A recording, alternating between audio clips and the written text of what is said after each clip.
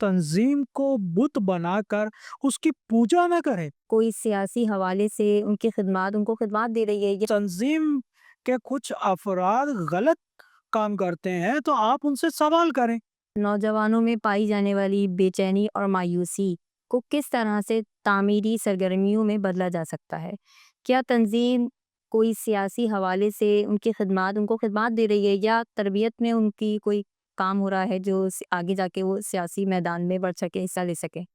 ان جوانوں کے لیے ہماری تنظیم کا باقاعدہ تربیت کا شعبہ ہے، اور اس کے تحت قرآن، حدیث، دعا اور مولا کائنات کی سیرت، مختلف پروگرامات رکھتے ہیں تاکہ نوجوان نسل کو دین کے قریب لایا جا سکے، اور پھر جب ان کے وجود میں دین رچ بس جاتا ہے تو پھر اس معاشرے کی تعمیر اور اصلاح کے لیے وہ کارآمد ہوتے ہیں اور کام کرتے ہیں۔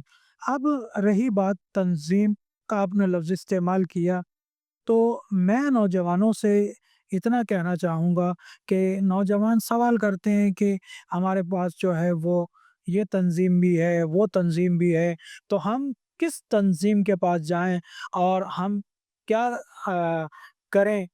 تو ان کے لیے جواب یہ ہے کہ جو بھی تنظیم ہے آپ اس میں جائیں، لیکن اس تنظیم کو بت بنا کر اس کی پوجا نہ کریں۔ تنظیم کے کچھ افراد غلط کام کرتے ہیں تو آپ ان سے سوال کریں، اور اگر صحیح کرتے ہیں تو اس کو اپریشیٹ کریں۔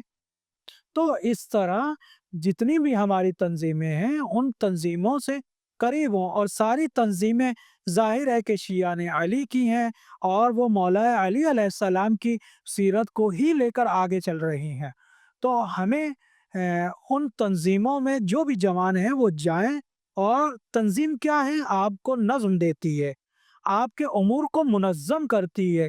جب آپ کسی تنظیم سے وابستہ ہو جاتے ہیں تو آپ کی زندگی میں ایک نظم آ جاتا ہے، آپ وقت پر اپنی نماز پڑھتے ہیں، روزہ رکھتے ہیں، یا دیگر امور ہیں ان کو آپ منظم کرنا شروع کرتے ہیں۔ اگر تنظیم سے آپ کا تعلق نہیں ہوتا تو پھر آپ آزاد ہوتے ہیں، اپنی مرضی سے آپ جو چاہیں کریں، لیکن جب آپ تنظیم میں آ جاتے ہیں، ایک نظم میں آ جاتے ہیں، پھر ایک دائرے کے اندر آپ کام کرتے ہیں۔ ریکویسٹ جوانوں سے یہی ہوگی کہ آپ تنظیموں میں جائیں، مگر تنظیم کو بت بنا کر اس کی پوجا نہ کریں۔